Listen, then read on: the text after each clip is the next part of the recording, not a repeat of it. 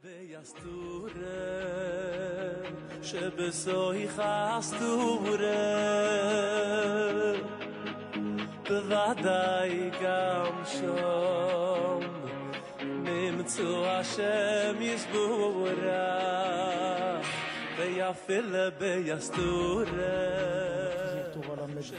30, vous pouvez télécharger dans la brochure si vous voulez dans le site. On est dans la page 30, deuxième colonne, et à peu près à la 20e ligne, il y a 2 points, et ça commence Zeprinat Korbanot ou Ktoret. Et ça, c'est pour ça qu'on fait les Korbanot et le Ktoret. C'est-à-dire le matin, quand on fait la Tfila, on dit les Korbanot et le Ktoret, c'est-à-dire on parle de toutes les offrandes qu'il y avait au Beth Amikdash, et on dit aussi, on dit l'encens, c'est-à-dire le Korban du Ktoret, de l'encens. Qui tâche siluka de Korbanin ad ensof, parce que c'est écrit que les Korbanot, ça monte jusqu'à l'infini.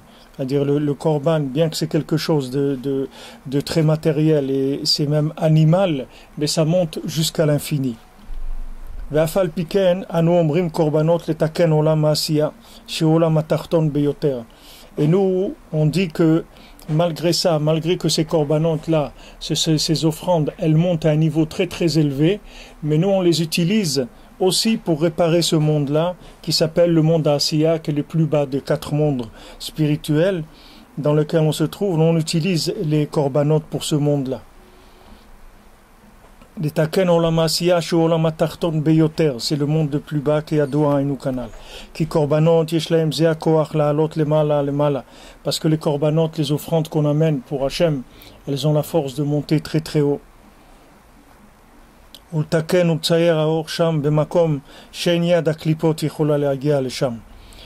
Ces korbanot, elles peuvent monter très haut.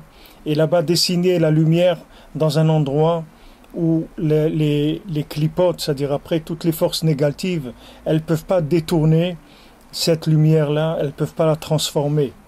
Qu'il n'y a aucune faute qui pourra abîmer. C'est pour ça que, si vous voulez qu'on amène un korban pour pardonner, si quelqu'un il a fait une faute, alors il amène un korban, une offrande au Beth Amikdash. Alors, comment vous voulez que quelqu'un qui a fauté, comment maintenant il va amener quoi? Il va amener un mouton, voilà, au Beth Amikdash, ok? Il amène un mouton. Comment un mouton, il va pouvoir réparer la faute d'un homme? Un homme, il a fauté, il a fait une avéra, c'est très grave. Comment amener un mouton et le sacrifier? Comment ce pauvre mouton-là, il va aider la personne à réparer? Et le maasé, c'est que ce mouton-là, c'est pas un stam, un mouton, c'est-à-dire qu'on l'amène comme korban. Ce mouton-là, il a la force de monter à un endroit très élevé, plus que l'endroit où cette personne, avec sa faute, elle a abîmé. C'est pour ça que le korban, il peut réparer la faute. Parce que si le korban, il n'était pas plus fort en réparation que la faute de la personne, ça servirait à rien d'amener un korban. C'est pas on amène un korban pour dire voilà, bon, on va faire un cadeau à Hachem pour que, comme on dit, il va fermer l'œil, il va laisser passer la faute. Non, c'est technique, c'est pas quelque chose, on donne stam comme ça, c'est technique. C'est-à-dire quand on amène ce korban-là, ce korban-là, il est fait avec tout un travail le Kohen, comment il fait, on vient, on fait le vidouille, on reconnaît notre faute, etc. Il y a le Kohen qui fait la shrita, il y a les Lévim qui chantent, il y a tout le travail qui est fait, et ça fait que ce korban, il monte au-dessus de l'endroit qu'on a pu abîmer avec notre faute, et là-bas, il va réparer. Pourquoi il va réparer? C'est pas pour Hachem. Hachem, il n'a pas besoin de réparer. Hachem, il a fait ça pour que nous, on puisse continuer à exister dans de bonnes conditions. Parce que si quelqu'un est faute, et il répare pas ses fautes, le problème qu'il a, c'est que toute la lumière qu'il reçoit après, elle est déformée. Toute l'énergie, elle est déformée. C'est pour ça que c'est écrit qu'une avéra, elle entraîne une autre. Pourquoi c'est écrit avéra, goret avéra? Quelqu'un qui fait une faute, après cette faute, elle entraîne une autre. Pourquoi elle entraîne une autre? Voilà, quelqu'un il a fait une faute, ça y est, il a fait une faute, ok, pourquoi ça entraîne une autre après? Parce que quand quelqu'un il a fauté, Alors il a entraîné que l'endroit d'où il recevait la lumière, il peut plus se nourrir de cet endroit-là de façon saine. C'est-à-dire que maintenant la lumière, quand elle arrive chez lui, elle est déformée par la faute qu'il a faite. Donc déjà maintenant, il a un problème, il a un problème, c'est-à-dire que la lumière qui vient chez lui, elle est déformée, elle n'est pas comme il faut. Donc maintenant, s'il continue, alors il continue à vivre avec des énergies qui sont déjà orientées négativement. Comment vous voulez que cette personne s'en sorte? Donc il faut qu'il ait des conseils de réparation, sinon il ne peut pas s'en sortir. S'il continue comme ça, Stam, il fait comme s'il n'y avait rien. Il dit bon, c'est pas grave, de toute façon, Hachem il pardonne, hein, il sait très bien que moi je voulais pas, moi c'est pas, moi je veux pas faire de mal, moi de toute façon le bon Dieu il est gentil, il pardonne. C'est pas Yann qu'il est gentil, le bon Dieu il est très très gentil, il y a pas de problème. Mais le problème c'est que c'est comme si quelqu'un est en train de rouler avec sa voiture et il a une panne. Alors maintenant, même que la voiture elle est neuve ou elle est très bien et tout, maintenant il est en panne, il faut réparer. C'est pas une Yann de gentil ou pas gentil, il y a une réparation à faire, c'est technique. La personne elle reçoit sa vitalité d'un endroit. Il y a une station de vitalité pour chaque individu. Chaque neshama, elle reçoit sa vitalité d'un endroit. Maintenant, du moment où elle faute, elle va abîmer l'endroit d'où on lui livre la lumière, l'énergie pour sa neshama. Qu'est-ce que ça veut dire abîmer? Ça veut dire que cette lumière-là, elle va arriver déjà déformée et utilisée par des forces négatives. Donc comment vous voulez faire que comment cette personne-là, elle va vivre? C'est comme si vous prenez quelqu'un qui est alimenté par un tuyau, alors on lui envoie de la nourriture, bien, impeccable, tout ce qu'il faut, mais au milieu, il y a des gens qui déforment cette nourriture. Il la pourrissent, il la salissent, ils en font, et après quand ça arrive chez lui, c'est du poison, c'est plus de la nourriture. Alors c'est comme ça que le monde il s'abîme. C'est pas que les gens ils sont méchants, c'est que quand quelqu'un il faute, alors il reçoit après des informations déformées dans sa vie. Alors que non seulement il a fauté, mais maintenant il vit comme un handicapé. Il n'est plus un Ben Adam normal. Un Ben Adam normal, une personne normale, elle reçoit de la lumière qui est propre, qui est saine, qui lui donne envie de faire des choses bien, qui lui donne envie d'être gentil, qui lui donne envie d'aimer son prochain. Pourquoi il y a des gens, vous voyez, des monstres comme ça dans le monde qu'il y a aujourd'hui? Comment des gens ils peuvent égorger, vous voyez, des trucs, ils montrent même dans les réseaux et tout, ils n'ont pas honte les gens de montrer ça. Ils interdisent certaines choses et des choses comme ça, ils montrent des horreurs, mais même avec des enfants. Ils s'amusent, ils ont montré du mamache, quelqu'un m'a envoyé une vidéo, mamache, quelqu'un qui s'amuse avec des enfants et qui leur dit, bon, vous êtes trois là, qui c'est le premier que j'égorge? Et vous voyez les trois enfants paralysés et tout, et chacun dit, ah ben lui, parce que lui, et il nous a fait quelque chose, et vous voyez, chacun il essaye de trouver comment s'en sortir pour qu'il ne soit pas égorgé le premier. Mais c'est horrible, c'est-à-dire, d'où ça sort cette cruauté-là? D'où ça vient? Cette personne-là, c'est comme une machine, il est construit comme un Ben Adam. Pourquoi il est comme ça? Parce qu'il est alimenté par des énergies qui sont complètement déformées. C'est-à-dire qu'il a fait tellement de bêtises dans sa vie qu'il reçoit des énergies qui sont déjà déformées par des monstres avant que ça arrive chez lui. Avant que ça arrive en lui, la nourriture qu'il reçoit spirituelle, c'est une nourriture qui le rend fou chaque jour plus que ce qu'il est déjà. Comment vous voulez? Il n'y a pas de porte de sortie de ça. Il n'y a pas de stam, il n'y a pas des portes de sortie intellectuelles, on va faire des efforts, ça y est, je te promets, je recommence plus et tout. Tout ça, c'est des paroles. La personne, elle peut rien faire du tout. Même si elle dit, bon, je te promets, c'est vrai, je recommence plus, je fais plus des choses comme ça, c'est fini. Ça sert à rien qu'il dit, je te promets et tout. Ça sert à rien du tout, parce qu'il pourra pas changer. Pour changer, il faut des conseils, il faut des médicaments. Sinon, il peut pas changer. Il y a des médicaments spirituels qui changent. Alors maintenant, quand on parle des corbanotes, les corbanotes, c'est un médicament. C'est-à-dire que Béhémet, quand la personne, elle sortait du Beth Amikdash et elle avait amené son korban, elle partait légère, le cœur léger, bien. Et qu'est-ce qu'elle a fait avec le korban?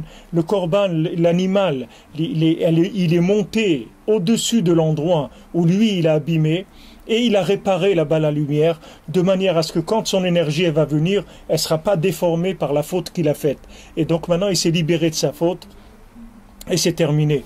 Et Rabbeinu dit dans l'Écoute Moral que tout le problème qu'on a, le Ham Israël aujourd'hui, c'est qu'on n'a pas la force de vivre avec le poids de nos fautes. Comme il n'y a pas le Beth Amikdash, on garde des poids des fautes. Alors que ce poids des fautes, il fait que ça nous alourdit et ça nous fait fauter, ça nous fait des bêtises. Maintenant, Baruch Hashem, Akadosh Baruch Hu nous a donné des moyens de lutter contre ces choses-là. Hashem nous a donné comment faire tchouva. Baruch Hashem, il y a les tzadikim, voilà, les gens ils viennent à Ouman prier pour réparer, demander à Rabbi Nachman de nous aider, de nous fabriquer comme une espèce de pontage, si vous voulez, spirituel. Ok, j'ai abîmé tout, mais vous pouvez pas me faire un pontage. Faites-moi un pontage spirituel, c'est tout. C'est vrai que tous mes accès que j'avais, je les ai abîmés. Mais vous pouvez me créer un pontage spirituel. Vous n'êtes pas. Et le tzaddik, il crée des pontages spirituels, des gens malades, détruits complètement. Il les reconstruit entièrement. Et une fois que la personne elle est reconstruite, elle n'a pas besoin de pontage après. C'est fini, elle peut se débrouiller toute seule. Mais pour arriver jusque-là, déjà, il faut des miracles et des miracles. Pour arriver jusqu'ici, comme il y a une chanson qu'on chante à Breslev, on dit « Imeveritanu adlekan » si tu nous amenais jusqu'ici, t'avais utanu le Ouman. Amène-nous déjà à Ouman. Si déjà tu nous as amenés ici, n'importe où on est arrivé. Quelqu'un il est parti quelque part, il dit « Hachem, si déjà tu m'as amené ici, amène-moi à Ouman. » C'est-à-dire que d'arriver jusqu'à Ouman, c'est déjà un mérite énorme, énorme pour la personne et toutes les générations avant elle, pour ses parents et ses grands-parents, ses arrière-grands-parents, jusqu'à Adam Arishon.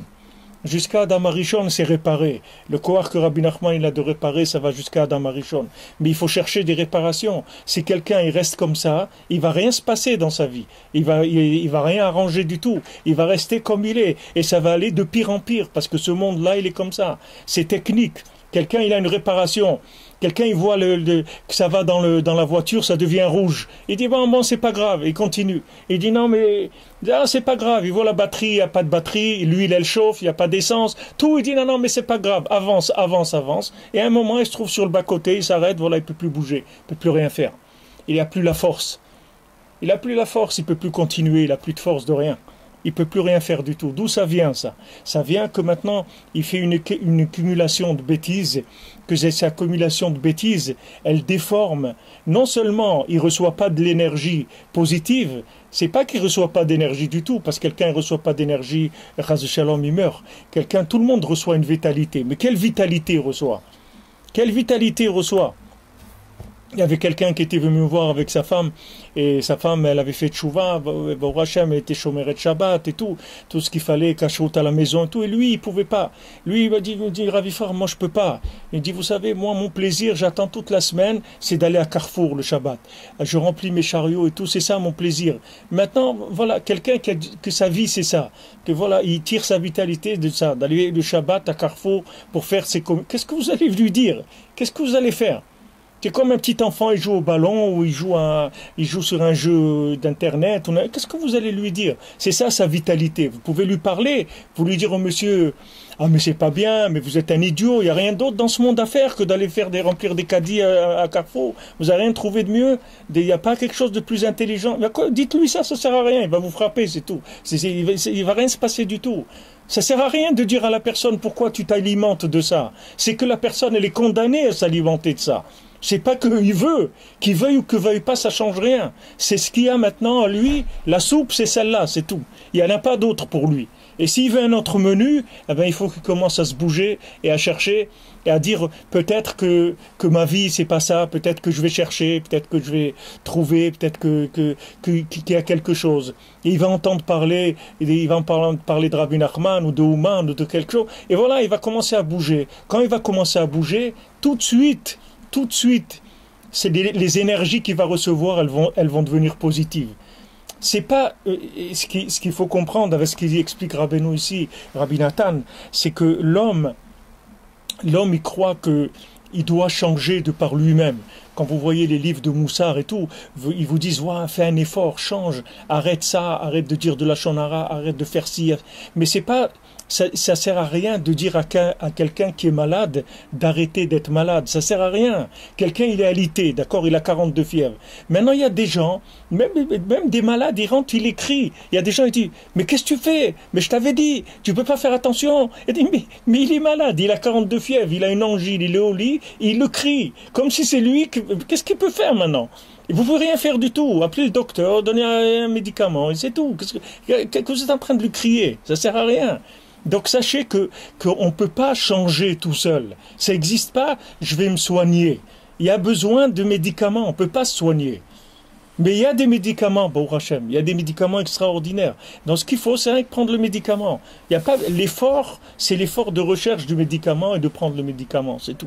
Mais nous, de par nous-mêmes, on ne peut pas changer notre vie. C'est impossible. Parce que du moment où on a commencé à s'empoisonner, c'est-à-dire qu'on reçoit de l'énergie empoisonnée, on ne peut pas changer. Puisque chaque jour, on s'empoisonne. Comment vous voulez qu'on change ? On ne peut pas. C'est ce qu'il y a aujourd'hui. On a fauté. Quand on a fauté, on s'est branché sur des énergies négatives. Ces énergies négatives, elles pourrissent notre vie. Et c'est tout. Voilà, c'est ça le résultat. Maintenant, si vous voulez changer, il faut débrancher de là et vous brancher sur autre chose. Et c'est même pas la peine de débrancher. Il faut rien que vous débranchez sur autre chose.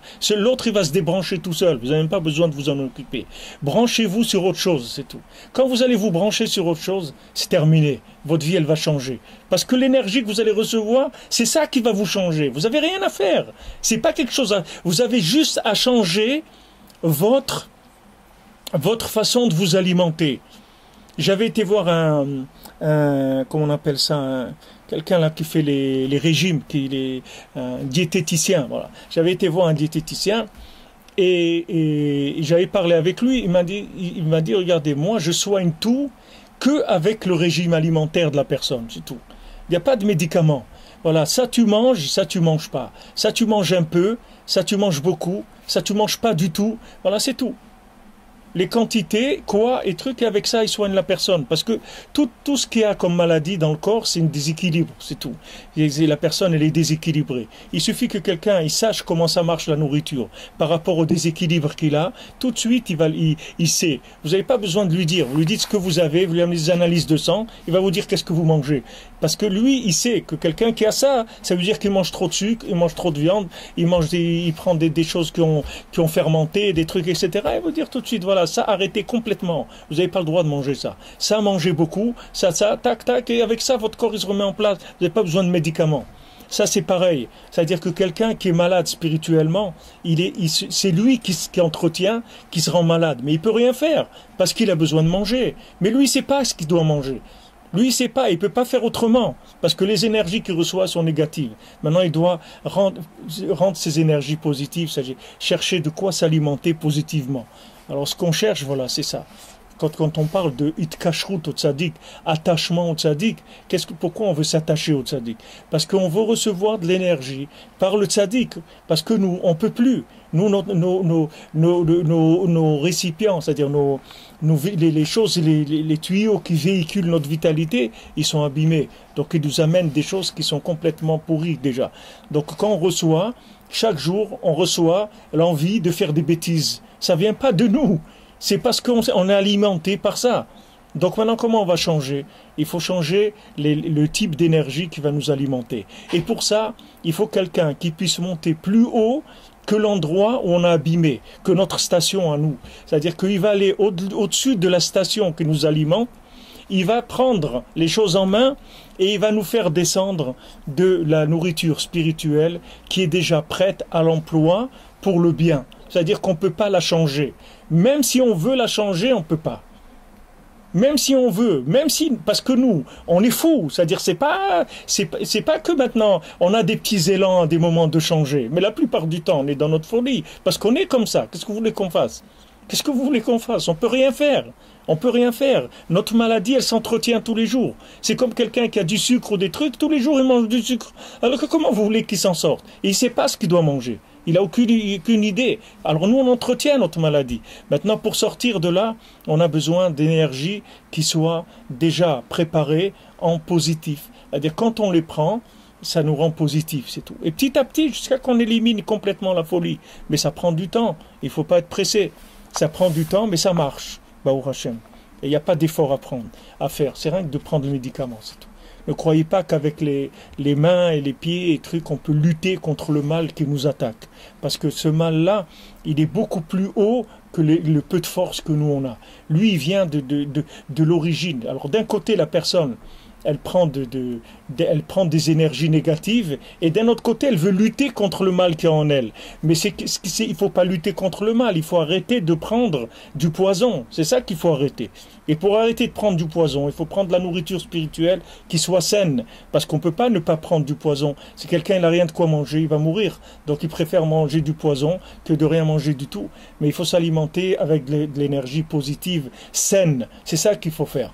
Alors on doit rechercher des solutions qui soient au-dessus de là où nous, on a abîmé. Alors les corbanotes, on avait vu hier et avant-hier, le nian que le tzaddik, lui, il va très très haut, et de là-bas il nous envoie des nourritures spirituelles qui sont déjà prêtes à la consommation et qui vont changer notre vie. N'importe quel état qu'on soit, c'est pas important. Le tzaddik qui garantit la réparation de l'individu. Rabbi Nachman, pourquoi Rabbi Nachman il s'est engagé que celui qui vient ici à Oman, il fait un tikkun klali, il s'engage à le réparer. Pourquoi il s'engage à le réparer? Pourquoi là, les gens ils sont fous? Vous pouvez vous engager sur un fou. Un fou. Il vient, il dit à Rabbi Nachman, voilà, moi je vais faire tchouva, truc et tout. Ici ça bouge un petit peu, son cœur il bouge un peu, il entend une musique, ou il voit des gens prier et tout. Ça bouge un petit peu quelque chose dans son cœur. Il dit, ouais, je veux faire tchouva et tout, faire tchouva et tout. Et il repart d'ici, il repart.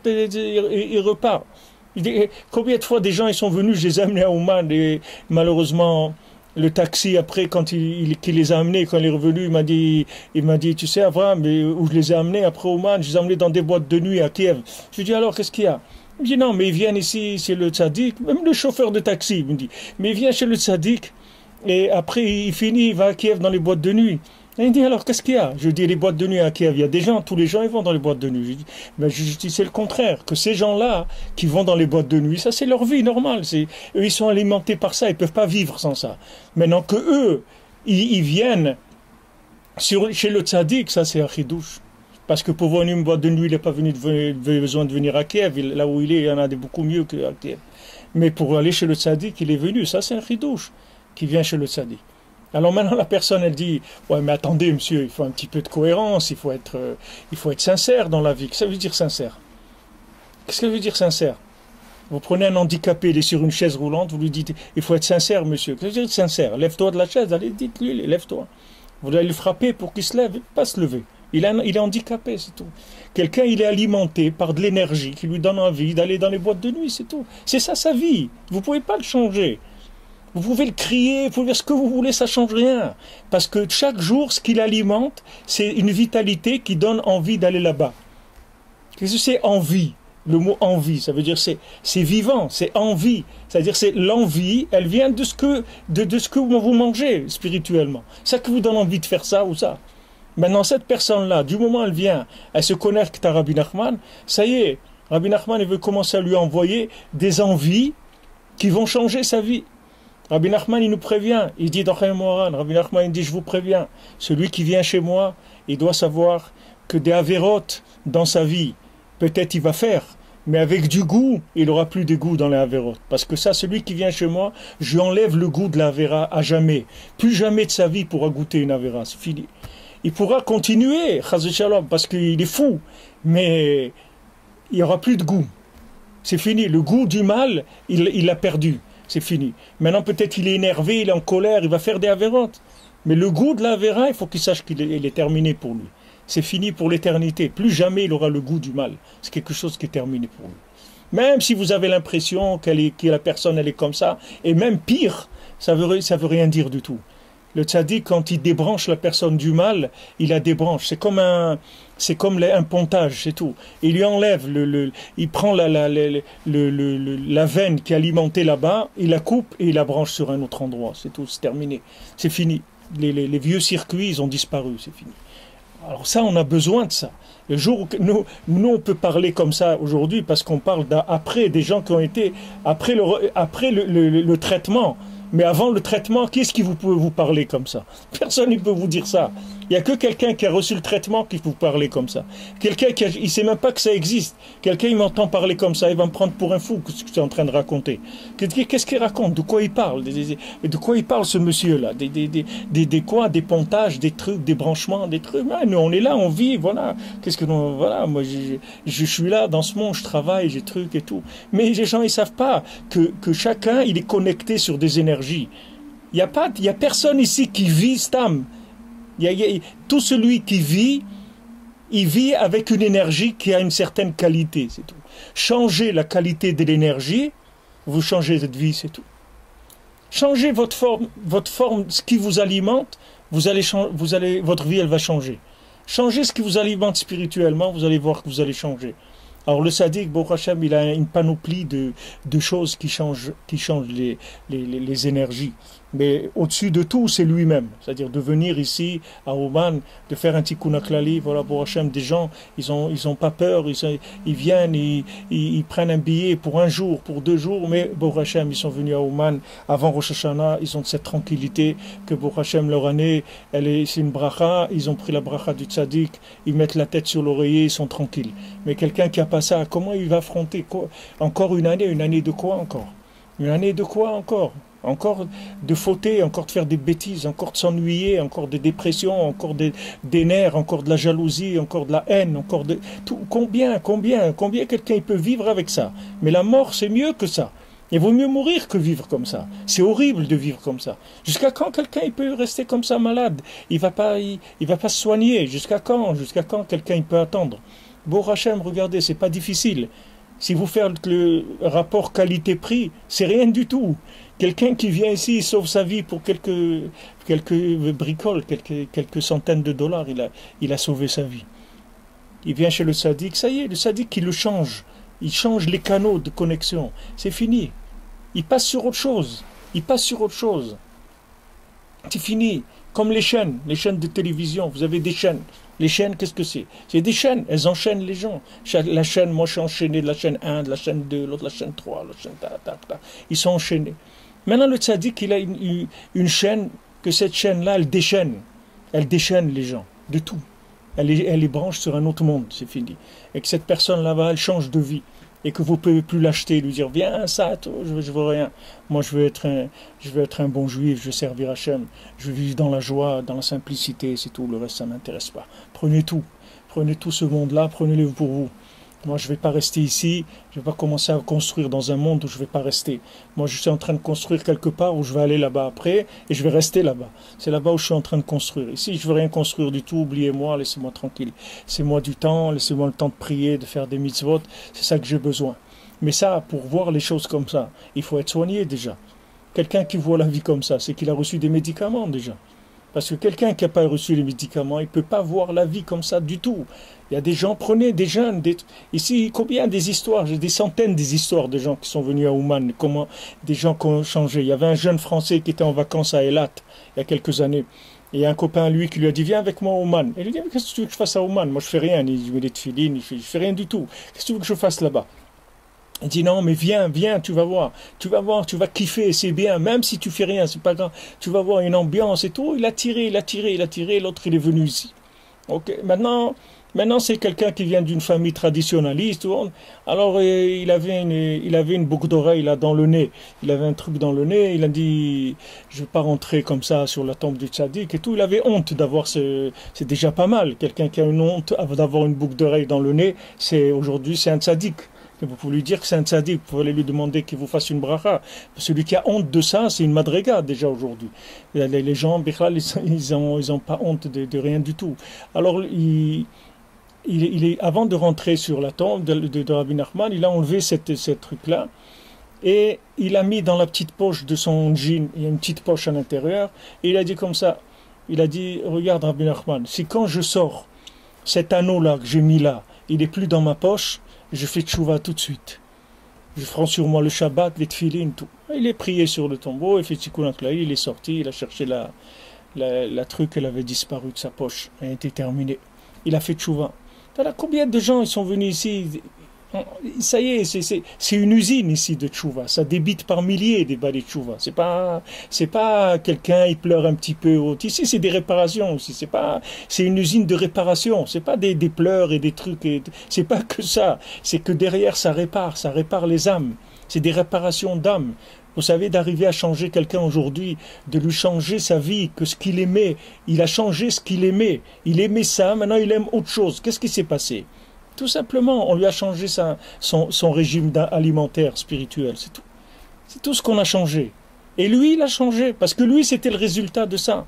C'est pour ça que Rabbi Nachman, il dit, regardez rien que le bien chez les gens. Parce que c'est pas de leur faute. Vous voyez des gens qui sont fous, mais c'est pas de leur faute. C'est qu'ils prennent une potion de folie tous les jours. C'est pour ça qu'ils sont fous. Et ils peuvent pas faire autrement. Ils peuvent pas faire autrement. Comme Rabbi Nachman a dit, la moisson de la folie. Il y a la moisson de la folie. Il a raconté l'histoire de la moisson de la folie. Le premier ministre, il est venu dire au roi, voilà, cette année, la moisson, elle va rendre les gens fous. Alors il faut faire attention qu'on mange nous autre chose. Alors le roi lui a dit pas du tout, si nous on mange pas, ça va être nous les fous. Les autres ils vont nous prendre pour des fous, puisqu'on va être tous fous. Mais nous on va manger aussi, et on va se mettre un signe sur le front pour se rappeler quand on se voit tous les deux qu'on est fous. C'est tout. Alors maintenant celui qui sait qu'il est fou, ça y est, il est plus fou. Tout le problème c'est de croire qu'on est normal. C'est ça notre problème. C'est que le gars il vit, il croit qu'il est normal, mais il est complètement fou, mais il croit qu'il est normal. Crois qu'il est normal. Voilà, la vie, j'ai commandé, oui, j'ai commandé, pas de problème, j'ai réglé ça, j'ai truc. Mais il est fou dans sa tête, complètement. Mais lui, il croit que c'est normal, que c'est ça la vie, alors qu'il est fou. Et il ne le sait pas. Alors maintenant, quand quelqu'un commence à réaliser qu'il est fou, il est déjà en phase de pouvoir se soigner déjà. Et Rabbi Nachman, il traite les fous. Quand il m'a dit le Rav Besançon, qui est chez le Refoua Shlema, je parlais avec lui, il m'a dit, tu sais, il y a beaucoup de... les gens ils disent la chassidoute Breslev et tout, mais Breslev, c'est pas une chassidoute. Rabbi Nachman, c'est pas de la chassidoute. Rabbi Nachman, il n'a pas continué l'histoire du Baal Shem Tov. Rabbi Nachman, c'est un chidouche gamour. Comme le Baal Shem Tov, lui, il a commencé quelque chose d'entièrement nouveau, alors le Rabbi Nachman, il a commencé quelque chose d'entièrement nouveau. Le Baal Shem Tov, il est venu pour amener la Torah chez les gens simples. C'est ça le chidouche du Baal Shem Tov. Le Baal Shem Tov, il a montré au monde, il a dit, je suis venu pour déchirer le méchant érudit en Torah. Parce que les érudits en Torah, ils étaient méchants. Ils étaient habillés comme c'était des patrons, des chefs, des gens habillés avec des habits en soie. Et le peuple, il était complètement rejeté. Complètement rejeté. Les gens, ils avaient pas accès à la Torah. La Torah, elle était pour une caste, pour un groupe limité. Alors le Baal Shem Tov, il est venu la casser, cette chose-là. Il a dit, la Torah, on va la faire descendre dans le peuple. Il a réuni les gens simples, les tailleurs, les cordonniers, les trucs, il leur a pris la Torah, il leur a pris les Tehillim. Il a fait rentrer la Torah dans les gens simples. C'est ça la Torah du Baal Shem Tov. Il a fait descendre des secrets de Torah qui ont permis de soigner des gens simples qui n'avaient pas accès à la Torah parce qu'ils étaient trop simples. C'est par rapport à la Torah qui existait. Mais quand le Baal Shem Tov il a amené la chassidoute, avec ça il a été amené de l'énergie dans des gens simples, que ces gens simples aussi ils ont commencé aussi à faire la Torah, les mitzvot, à prier, à avoir de la émouna, à avoir de faire des tfilotes comme il faut, etc. Mais Rabbi Nachman, quand il est venu, Rabbi Nachman, il est venu pour les fous, Rabbi Nachman. Rabbi Nachman n'est pas venu pour des gens qui sont simples. Rabbi Nachman est venu pour des malades mentaux. C'est pour ça qu'il est venu. Et maintenant, tout celui qui rigole, parce qu'il dit, ah, je comprends les Breslev maintenant, parce que c'est des fous et tout. Parce que lui, le pauvre, il ne sait pas qu'il est fou. Mais le jour où il va se réveiller, il va voir comment il est plus fou que ces gens-là qui voient qu'ils sortent sur des camions. Lui, il est plus fou qu'eux encore. Parce que lui, c'est un fou qui est déguisé en personne normale. Alors c'est encore pire pour lui. Parce que le matin, quand il va se réveiller, un jour il va se réveiller, s'il a le srout, si Hachem il a pitié de lui, un jour il va se réveiller. Et il va comprendre qui c'était le vrai fou. Si c'est eux ou si c'est lui. Eux, c'est des gens, ils ont compris qu'ils sont fous. Ça y est, c'est terminé. Ils ont déposé le bilan. Ils ont compris, ils viennent à la soupe populaire avec leur assiette et c'est tout. Ça y est, il n'y a plus de kavod, il n'y a plus rien du tout. Il dit le bonhomme, moi je suis terminé. Moi c'est ou Rabbi Nachman ou rien du tout. Je me rappelle un jeune couple qui s'est marié ici à Ouman. Alors quand ils se sont mariés, c'était Rosh Chodesh Nissan. Et il y avait beaucoup de chassidim ici à Ouman, des chassidim de Breslev, c'est-à-dire des gens religieux de génération et tout. Maintenant, ce couple-là, c'était un couple de Balei Tchouva. qui sont venus, qui ont vécu un peu à Ouman et qui sont rapprochés à la Torah avec Rabbi Nachman et toute leur vie c'était Rabbi Nachman. Maintenant, quand il est arrivé le moment de la choupa, alors on devait faire la choupa sur l'endroit du Tzioun, en face du Tzioun. Alors il y a un des rabbanim qui est venu me parler, comme moi je connaissais la Kala, et il m'a dit, regarde, ici c'est pas un endroit où on fait des mariages, ici c'est un cimetière, et peut-être que tu leur parles qu'ils fassent un petit peu plus loin, c'est quand même un endroit ici, de faire ici un mariage, c'est pas quelque chose qu'on a l'habitude de faire, qu'on a vu qu'ils ont fait, etc. Okay. Alors moi j'ai essayé, j'ai été parler avec la Kala, je lui dis regardez, peut-être, elle m'a dit Rabbi Frère, moi où c'est devant Rabbi Nachman, où je me marie pas, je vous le dis tout de suite. Moi où je le vois pendant la choupa, je me marie pas. Que ça soit clair. Alors j'ai été voir le Rav, je lui dis regardez, tous les religieux, les gens, ramassez-les et tout, partez, ça va durer une demi-heure la choupa, après vous pouvez revenir. Mais ici ces gens-là, c'est les enfants de Rabbi Nachman, vous ne pouvez pas leur parler. C'est des gens, leur vie entière, c'est Rabbi Nachman. Donc, c'est pas la peine de discuter. Eux, ils veulent devant Rabbi Nachman, c'est tout.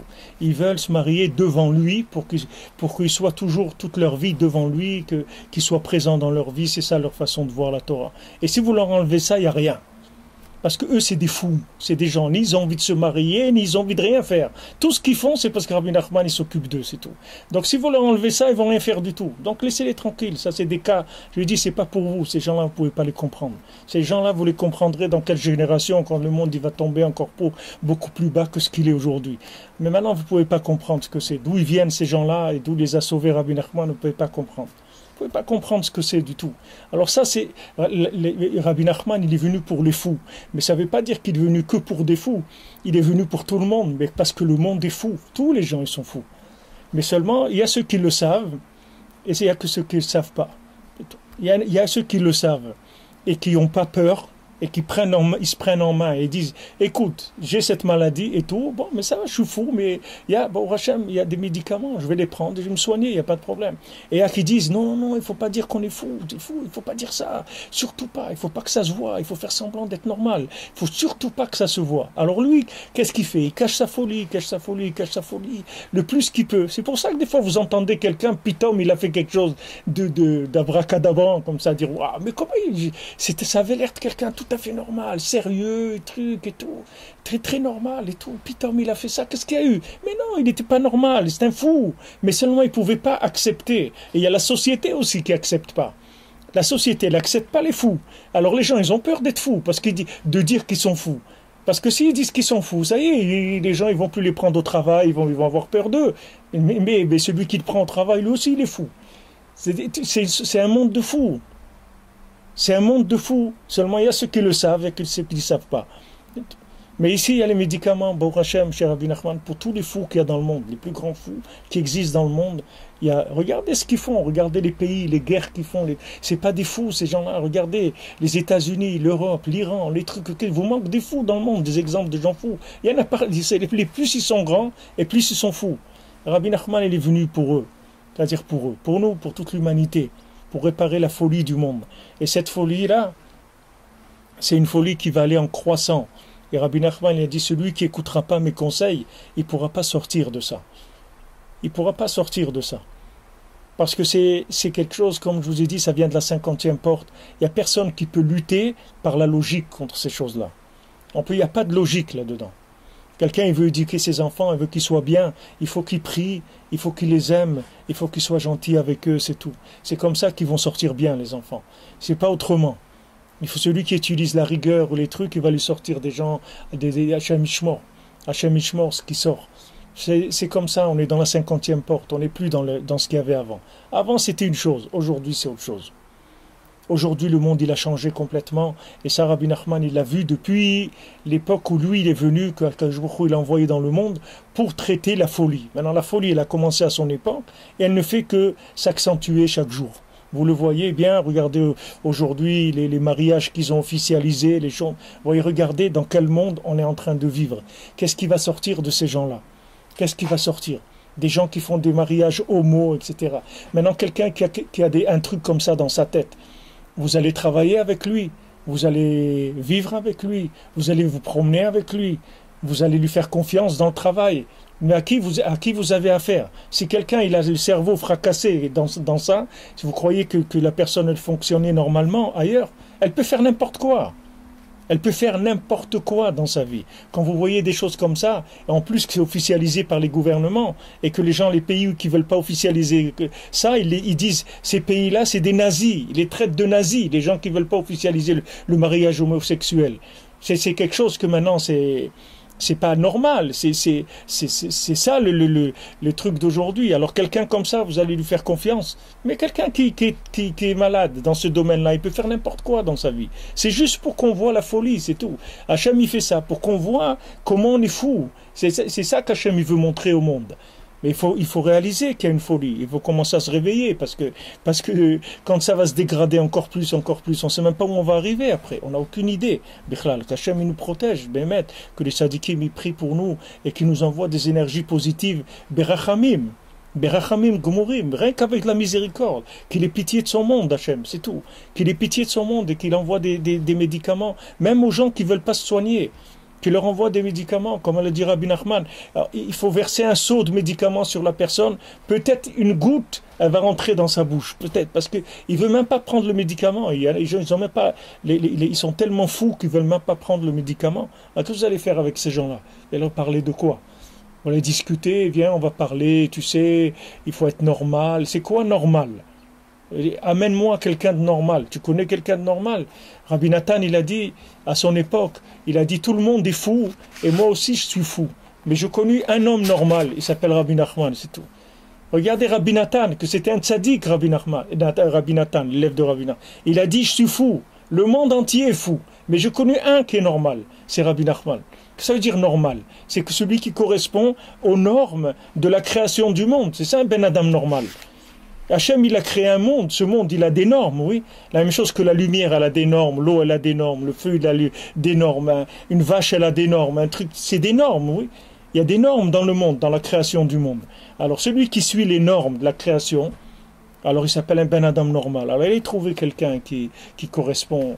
Faisons l'homme à notre image. Allez trouver quelqu'un qui ressemble à l'image d'Hachem dans le monde. Il n'y a que le tzaddik qui ressemble à l'image d'Hachem. Et le reste, c'est des fous, c'est tout. Les gens, ils sont fous alliés. Maintenant, il y a de foules douces, il y a des gens à la camisole, il y a des degrés. Mais tous les gens, ils sont fous. Plus ou moins. Plus ou moins. Vous verrez des décisions, des trucs que les gens, ils sont fous. C'est-à-dire, ils font des choix. Vous voyez bien que c'est des choix de fous. Et vous ne pouvez même pas leur dire quelque chose. Parce que si vous leur dites quelque chose, vous allez encore... Vous allez les obliger à officialiser leur folie. Quelqu'un m'a demandé la semaine dernière, il m'a dit, Raifra, voilà, on a un problème, quelqu'un de notre famille fait ça et ça et ça. Est-ce que qu'est-ce que vous nous conseillez de faire? On doit lui en parler, truc. Je lui ai dit, il ne faut pas lui en parler du tout, parce que si vous lui en parlez, vous allez officialiser sa folie. C'est-à-dire, vous allez rentrer sa folie dans la norme. Pour l'instant, lui, il croit que vous pensez qu'il est normal. Donc, il cache son problème. Il se cache. Mais si vous officialisez, il va plus se cacher après. Après, vous dites maintenant, il se comporte pas bien. Ok. Maintenant, lui, il croit que vous ne savez pas qu'il ne se comporte pas bien. Donc, quand il est avec vous, quand il essaye de tenir une petite façade à peu près normale, même si lui, il est détruit complètement, mais tiens, une façade normale, ben non, si vous lui parlez du problème et vous lui dites que vous savez qu'il a ce problème-là, mais c'est fini, cette façade, il ne va plus la tenir. Après, il va vous sortir la folie, il va l'officialiser, c'est tout. Après, ça y est, il n'a plus rien à perdre, c'est fini, puisque maintenant, il a été découvert dans sa folie.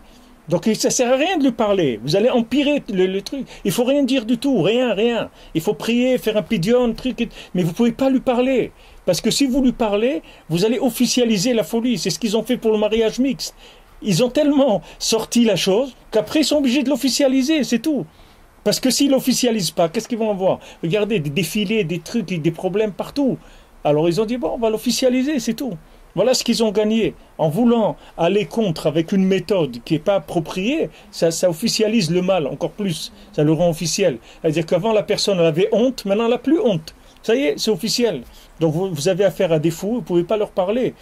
de ça. Il faut parler d'autre chose, mais pas de ça. Pas du problème qu'il a. Parce que si vous parlez du problème qu'il a, c'est fini. Du moment où il a perdu la honte. De lui, il essaye de sauver la face. Et encore, c'est un niveau, hein, des gens qui essayent de sauver la face. Il y a des gens, ils sont même pas là-dedans. Ils ont lâché depuis longtemps. Mais il y a des gens qui essayent de sauver la face, de garder une apparence normale, plus ou moins.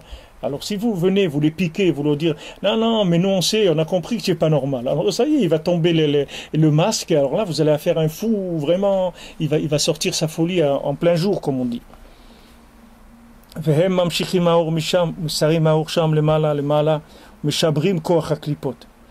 Alors maintenant ces korbanot, c'est le même effet que le tzaddik, c'est-à-dire que les offrandes qu'on fait, elles montent en haut et elles prennent la lumière, elles la descendent dans les endroits les plus bas.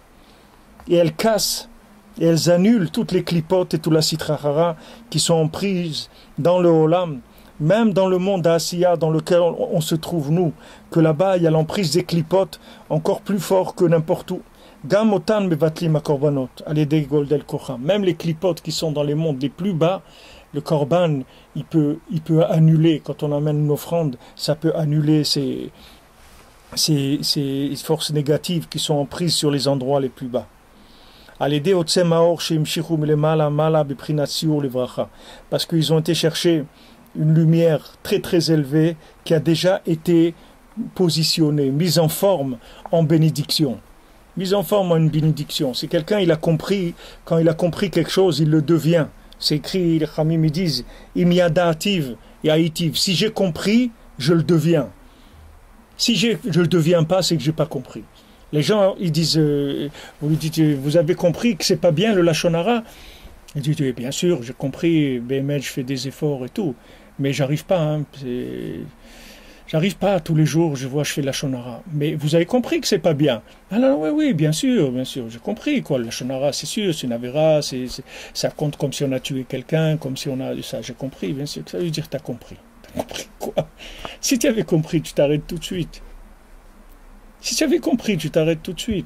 Si tu ne t'arrêtes pas, c'est que tu n'as pas compris, c'est tout. Et ça veut dire que tu ne peux pas, c'est tout. Tu es prisonnier de cette chose-là. Tu ne peux pas sortir. Et si quelqu'un t'explique intellectuellement, tu vas dire oui, bien sûr, pas de problème.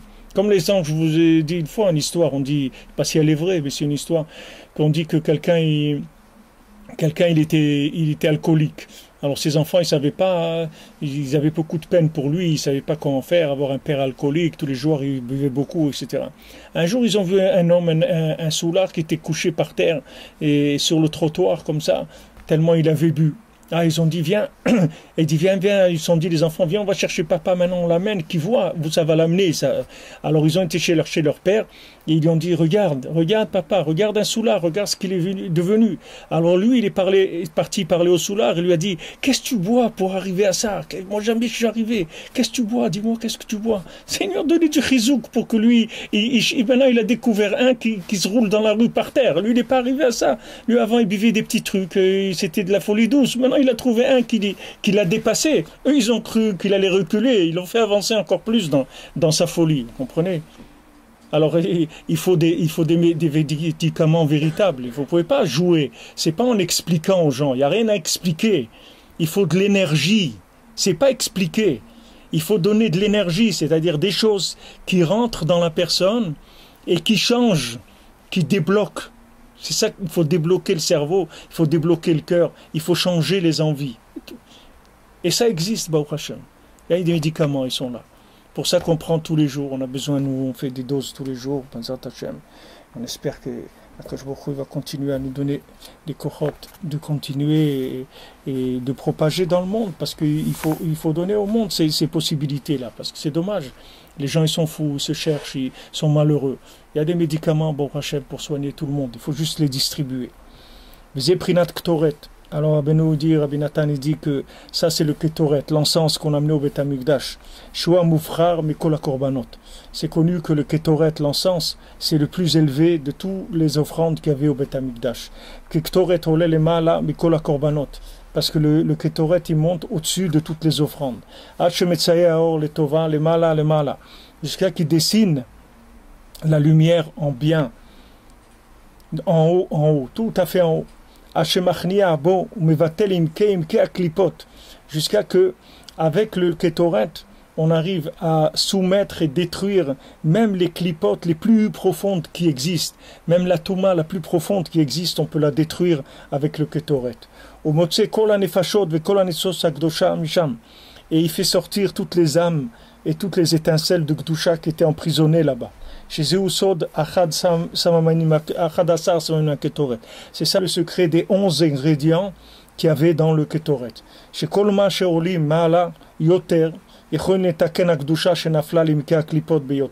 Parce que le principe il est comme ça.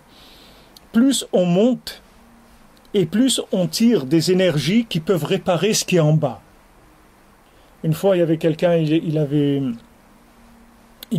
demandé à un rave, c'était un admour, un rabbi comme ça, et il lui a demandé, il a dit mon fils il veut pas faire la tfila, je sais pas quoi faire.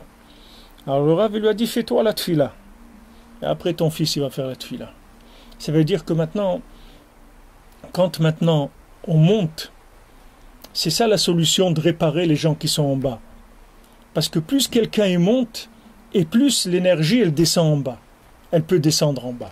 Ça veut dire que maintenant, par exemple, un père, une mère, elle veut faire tchouva à ses enfants, il faut faire tchouva soi-même, c'est tout.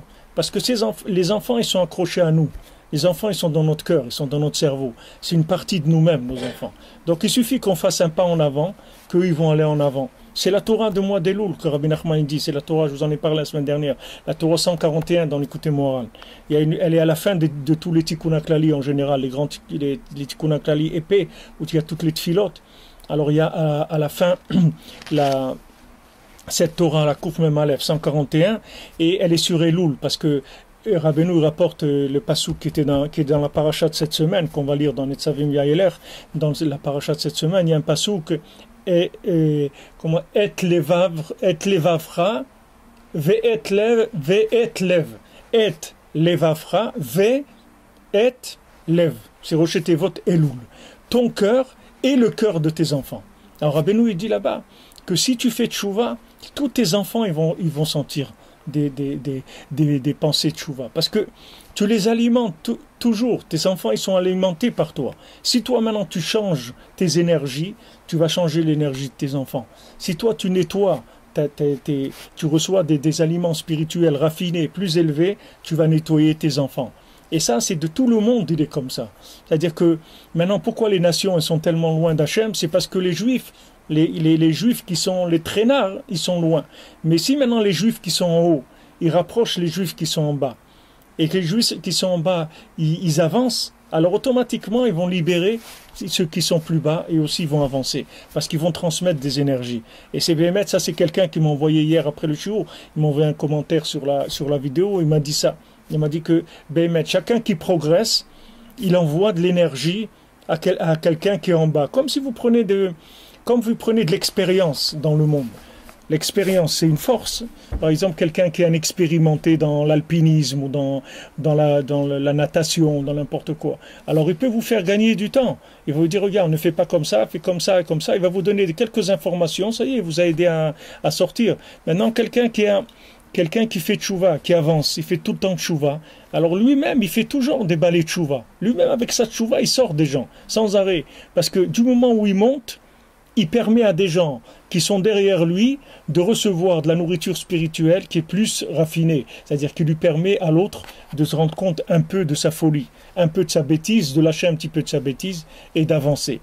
Vous savez combien des gens qui sont fous, qui sont dans des bêtises terribles, et ils ont 2-3 trucs qui font dans le judaïsme, et vous ne comprenez pas pourquoi ils les font. Il n'y a pas de logique du tout. Il y a des gens qui font du Tikkun HaKlali tous les jours. Ils disent, voilà, moi je fais ça. Moi je ne mange pas kasher, je ne fais pas Shabbat, je ne fais rien. Mais Tikkun HaKlali, ça, je fais tous les jours. Ça, il n'y a pas. Tikkun HaKlali, personne ne peut me l'enlever. Ça, je le fais tous les jours. Et le gars, il fait rien. Il fait que ça.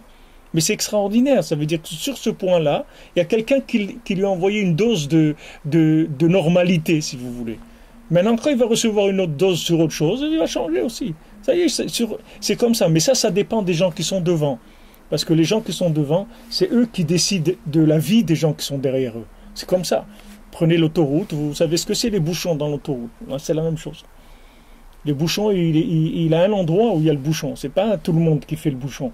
Les autres, après, ils ont les conséquences du bouchon. Mais il y a un endroit où ça bouche, c'est tout. Alors chacun, c'est un bouchon, et en même temps, c'est un tire-bouchon pour le monde. Ça dépend de ce qu'il fait dans sa vie, c'est tout. Il peut boucher le monde encore plus que ce qu'il est, Chas v'Shalom. Il peut empêcher des gens de faire tchouva, c'est tous ceux qui sont derrière lui, ou il peut les libérer. C'est à lui de faire ce qu'il peut. En tout cas, si lui, il fait des efforts, chaque effort qu'il fait, il doit savoir qu'il fournit des gens qui sont derrière lui en énergie positive et il les aide à avancer. Alors maintenant, quand vous montez l'échelle comme ça, jusqu'au tzaddik de la génération, vous voyez que le tzaddik de la génération est responsable de toute l'humanité. C'est lui le responsable de l'humanité.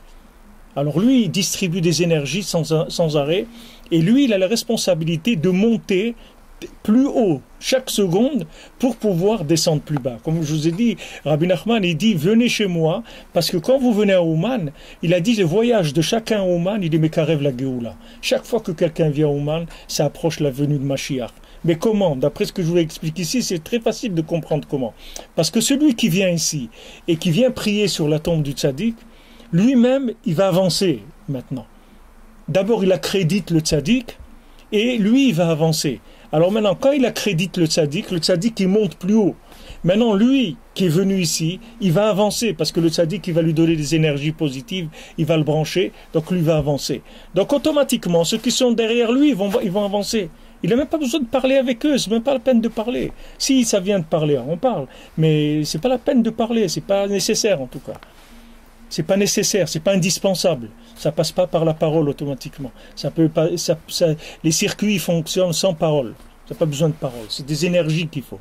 Vous allez aller dans des cours où vous allez voir un rave, il n'a aucune énergie. Vous allez sortir plus fatigué, plus malade que vous êtes rentré. Et vous allez voir des raves qui vont vous donner de l'énergie. C'est l'énergie qui compte. C'est pas la tête, l'intellect. C'est pour ça que c'est pas obligé qu'il y ait un rapport conscient. Ça se fait de façon inconsciente.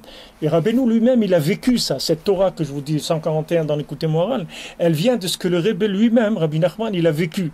Une fois, en Elul, Rabbi Nachman était dans sa chambre et il a eu une envie de tchouva comme ça, très très forte qui est venue à lui. Bien sûr, lui comme il était, nous on parle, c'est des exemples qu'on ne sait même pas ce que ça veut dire, mais c'est un exemple. C'est-à-dire, on dit ça comme étant un exemple.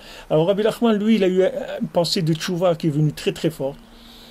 Et après, sa fille, elle est rentrée dans la maison, alors il lui a demandé...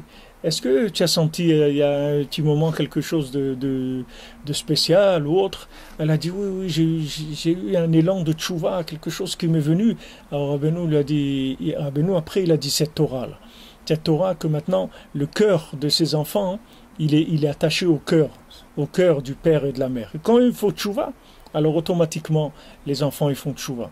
Les gens ils disent, mais monsieur le rabbin, mes enfants, regardez dans quel état ils sont, et vous, dans quel état vous êtes, c'est vous qu'il faut regarder. Mais vos enfants, c'est la chaîne. Qu'est-ce que vous allez regarder les gens qui sont derrière? Regardez à vous, vous êtes le conducteur, vous êtes le premier véhicule. Ne me parlez pas des gens qui sont dans le bouchon derrière, c'est vous qui faites le bouchon. Alors débouchez, achetez un tire-bouchon, au lieu d'acheter des quoi boucher, déboucher, avancer. Il dit non, mais moi c'est le rabbin, moi je fais tout, hein. C'est le kasher chez moi. Le kasher, hein. Il n'y a pas de la viande et Chas Shalom, le lait. Ça c'est tout. Mais vous croyez qu'avec ça vous allez réparer le monde parce que vous ne mélangez pas la viande et le lait. C'est bien de ne pas mélanger la viande et le lait. Mais vous savez, ma grand-mère, elle est à Shalom, elle avait un fils, mon oncle, chez Zacher Altov, mon oncle Admir Vestri, qui est vivant aujourd'hui. Ma grand-mère, Léa Shalom, il était malade, mon oncle. Et justement, il était devenu un peu fou à l'âge de 14-15 ans. Il avait un peu perdu la tête.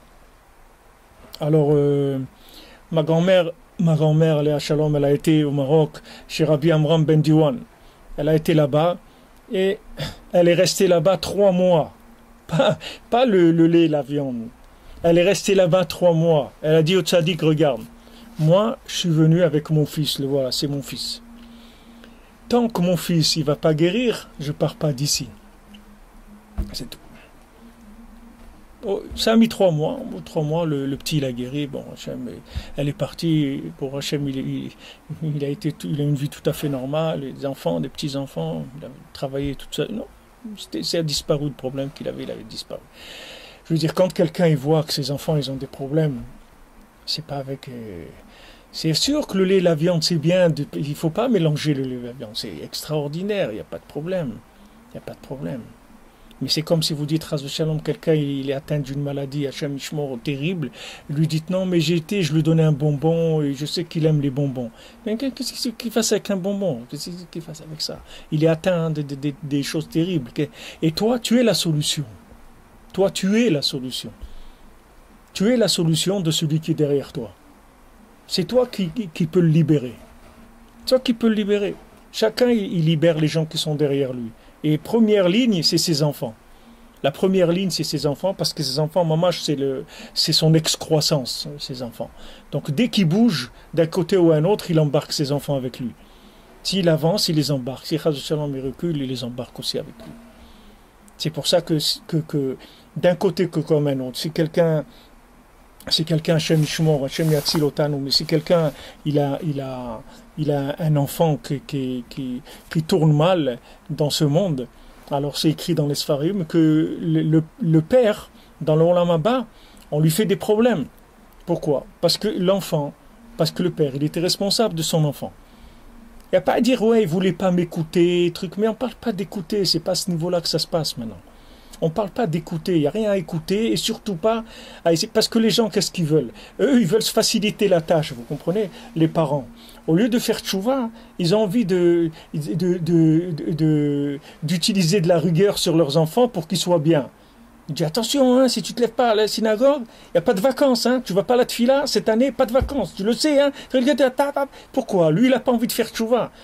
Alors au lieu de faire, il va mettre de la pression sur l'autre. Comme ça, lui, il n'a pas besoin de faire tchouva. Il va utiliser la pression. Avec la pression, tu ne vas rien faire du tout. Surtout aujourd'hui, c'est une méthode, elle est morte, la pression. Elle est plus que morte. C'est une méthode qui est finie. Aujourd'hui, c'est la dépression. Aujourd'hui, c'est pas la pression.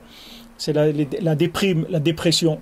Voilà, j'ai eu un cas, un avraire marié, un avraire, une perle, un avraire, quelqu'un qui étudie au collège, un avraire, une perle, une merveille, marié et tout, en dépression, tout au lit 24 heures sur 24. Pourquoi? Son père, il veut qu'il devienne un rocher Shiva. Et lui, il n'arrive pas. Et son père lui a dit, mon ami, tu deviendras, mon fils, tu deviendras comme moi. Moi, je suis le rocher Shiva, toi aussi, tu deviens. Et lui, il ne peut pas, le pauvre. Et voilà, alors il ne peut pas. Et le père, il insiste. Voilà, il s'est mis au lit, c'est tout. Allez, vas-y, maintenant. Les parents, ils ont la solution de leurs enfants. Mais la solution, c'est pas de leur mettre de la pression. La solution, c'est soi-même d'ouvrir son cœur.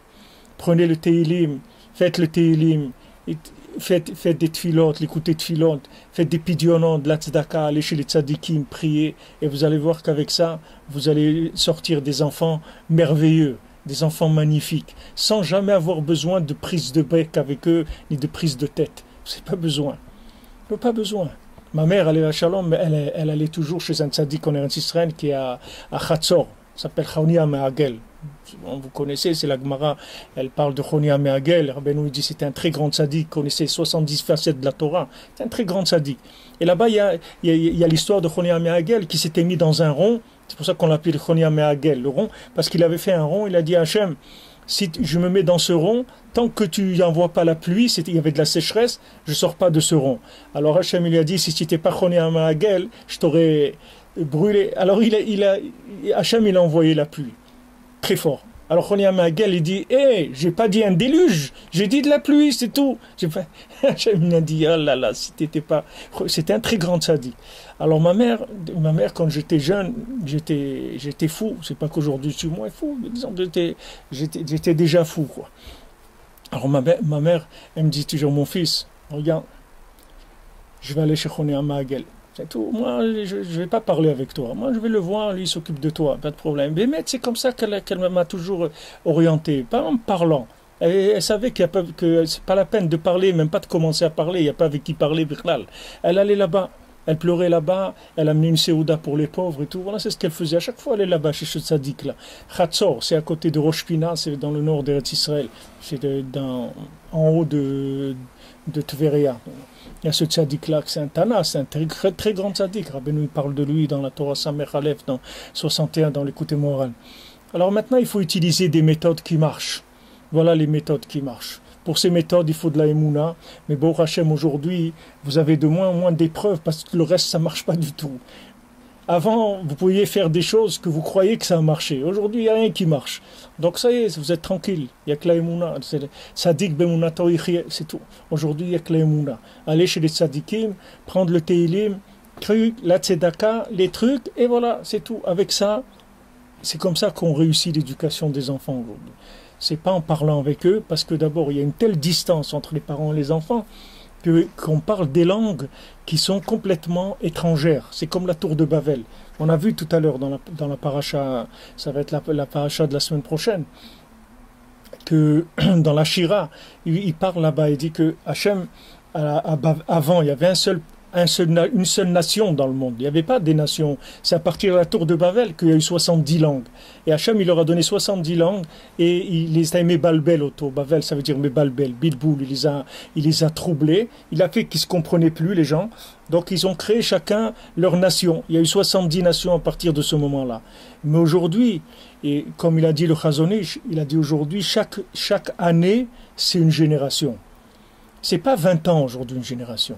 C'est-à-dire aujourd'hui un rapport entre par exemple, vous avez un enfant de 20 ans, il faut savoir que en écart spirituel d'évolution de ce monde, vous avez 4 siècles d'écart avec un enfant de 20 ans. Avec un enfant de 40 ans, vous avez 8 siècles. Vous avez, avec un enfant de 40 ans, vous avez 4 siècles, 20 ans, 2 siècles. Alors prenez quelqu'un qui a vécu il y a 4 siècles, amenez-le et parlez avec lui. Vous allez voir si vous pouvez vous comprendre. Vous ne pourrez rien comprendre du tout. Parce qu'il y a 4 siècles, il ne savait pas qu'il y avait le téléphone, il ne savait pas qu'il y avait Internet, il ne savait pas qu'il y avait les voitures, il ne savait pas qu'il y avait les avions, il ne savait pas qu'il y avait les congélateurs. Il n'y a rien, la montre, les trucs, tout, rien. Alors vous pouvez parler avec lui, vous ne pouvez pas parler avec lui. Avec un enfant, c'est la même chose. Chaque année, c'est 20 ans. Non, ce que je vous disais, 20 ans, c'est 400 ans, Bémet. 40 ans, c'est 800 ans.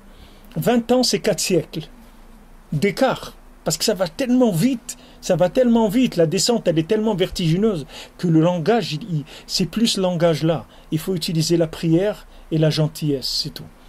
Avec les enfants, il faut être gentil. C'est tout, il n'y a pas d'autre. Même si vous énervez, vous vous enfermez dans une chambre, vous tapez la tête contre le mur, c'est tout, vous revenez détendu, tranquille, mais ça sert à rien de s'énerver, de discuter. Il faut parler gentiment et prier. Mais par contre, prier, il faut y aller, il ne faut pas avoir peur. 2 heures, 3 heures par jour, il faut y aller, Télim, ça. Il faut y aller sans arrêt, il ne faut pas arrêter, parce que chaque mot de prière que vous ferez, vous allez le sortir de là où il est. C'est pas de sa faute. D'abord, il faut que sachiez que c'est pas de sa faute. Si vous sachez que si vous étiez à sa place, vous seriez pire que lui. Ça, on peut vous le garantir. Si vous étiez à sa place, comme il est, vous seriez pire que lui. Donc ne le jugez pas du tout. Il ne faut pas le juger. Il faut avoir pitié de lui, il faut pleurer, parce que il est dans un monde de clipotes comme il n'a jamais existé dans le monde. Comme il n'a jamais existé dans le monde. Comme le roi Ménaché. Quand le roi Ménaché il a fait Avodazara, il a été faire de l'idolâtrie. Alors, il y a une fois un Tana, un Amora, un grand tzaddik, il a voulu juger le roi Ménaché. Alors le roi Ménaché, il est venu du Olam Haemet, il est venu en rêve, il lui a dit, regarde, tu veux me juger à moi, que moi j'ai fait de la Avodazara. Sache que toi, si tu étais à mon époque, tu aurais couru, tu aurais levé ton vêtement pour pouvoir courir plus vite pour aller faire la Avodazara. Ne parle pas sur moi. Parce que tu sais pas ce que le Yetzer que nous on avait de ça. Toi tu sais pas ce que c'est. Ne nous juge pas. Ne me juge pas, reste tranquille, n'ouvre pas ta bouche. Parce que ça va être grave pour toi. Ne parle pas. Ne dis rien. Parce que tu sais pas ce que nous on a vécu. Ça c'est pareil. Un jeune aujourd'hui, vous savez pas ce qu'il vit. Alors ne le jugez pas, n'ouvrez pas votre bouche. Soyez gentil avec lui, faites-lui des cadeaux, donnez-lui de l'amour, de l'affection, de l'attention, c'est tout. Et le reste, de la prière. De la prière, des trucs sans arrêt, et faire tchouva, nous-mêmes faire tchouva. C'est que c'est ça le derrière pour libérer nos enfants, pour libérer nos prochains, pour libérer l'humanité. C'est ça sert à rien de... Il y a des forums dans Internet, je vois, ils parlent sur l'autre, ils disent, ouais, ceux-là, ils font... Ça sert à rien des forums, vous perdez votre temps, mes amis. Vous pouvez faire des forums tant que vous voulez, ça arrangera rien dans le monde. C'est pas des forums. Faites des forums de Teilim, faites des forums de l'écouter de Philo, des forums d'Itbo des doutes, des forums de Tikut Ratzot, faites des trucs ensemble, de se renforcer utiliser pour utiliser les méthodes qui vont réparer le monde. Parce que les forums de discussion sur Adash ou Atrik ou EI ou tout ça, ça sert à rien de parler. Vous voyez, les gens, ils ont parlé. C'est pas pour ça que ces gens-là, ils sont pas arrivés dans le monde. Les gens, ils ont parlé. Il faut prier, il faut adoucir la rigueur du monde. C'est ça qu'il faut. Il faut adoucir la rigueur du monde dans sa racine. Et chacun, il a la responsabilité de ce qu'il y a derrière lui. Ils ont dit les EI. Le EI, c'est comme les éclaireurs israélites. Les éclaireurs israélites, voilà. Il y a les Israélites, c'est des éclaireurs du monde. C'est-à-dire, eux, ils peuvent éclairer le monde pour enlever ces clipotes-là. C'est-à-dire, chacun, il est responsable de sa famille et après de tous les autres qui sont derrière, qui dépendent de la chaîne. Alors, Bezat Hashem, on est dans Elul, on peut encore faire ce tikkun-là, que chacun, dans sa tchouva, il essaye de faire tchouva pour que le monde il se répare. C'est une responsabilité, chacun. Malheureusement, chacun, il est dans l'état où on est. C'est pour ça qu'on vient chez le tzaddik. On dit Rachamim me disent, mais Ravi frère, qu'est-ce que vous faites là-bas? Un mois, Ouman, vous allez si beaucoup. Comment vous restez là-bas? Mais que vous voulez que je fasse? Moi, j'essaye. J'ai essayé. Qu'est-ce que vous voulez que je fasse? Je vais rester comme ça et attendre que ça se termine. Je disais, il faut essayer de faire quelque chose. Alors on vient ici, Rabbi Nachman, on fait un petit kunatali, un petit tzedaka. Et Rachmanout, Rabbi Nachman, essaye, aide-nous, fais quelque chose, aide notre famille, nos amis, aide l'homme Israël. Regarde dans quel état on est, etc. On essaye, qu'est-ce que vous voulez, où on va aller? On va aller chez qui? On va demander un rendez-vous à qui? À Obama, à François Hollande? À qui on va demander un rendez-vous? Vous croyez qu'ils vont nous aider? Ils peuvent rien faire. Les pauvres, ils sont encore plus paumés que tous les gens qu'il y a dans le monde. Où on va chercher de l'aide? On va chercher Kolrina Vishua Beolet Tzadikim. C'est là où il y a toutes les chants, toute la délivrance, elle se trouve dans les tentes des Tzadikim. Alors venez à Ouman quand vous pouvez, si vous pouvez. Et si c'est pour Rosh Hashanah, Brouchim Abbaim, si vous ne pouvez pas Rosh Hashanah, venez quand vous pouvez, le plus souvent que vous pouvez. Sachez que chaque fois que vous viendrez, vous ferez des réparations dont vous n'avez même pas l'imagination. Vous ne pouvez pas imaginer ce que ce serait. C'est qu'après 120 ans dans l'autre-monde, vous regretterez que vous n'êtes pas venu assez, c'est tout. Même celui qui est venu 20 fois, 50, 100, 200, il dit aïe, aïe, aïe, j'aurais été encore une fois. Regarde ce que j'ai fait, celui-là, ça, tac, tac, si j'avais su, j'aurais été tous les jours. Eh oui, mais on ne peut pas te montrer ça quand tu es ici, sinon tu vas perdre la tête encore plus que ce que tu l'as perdu jusqu'à maintenant. Alors, bonne journée à tous.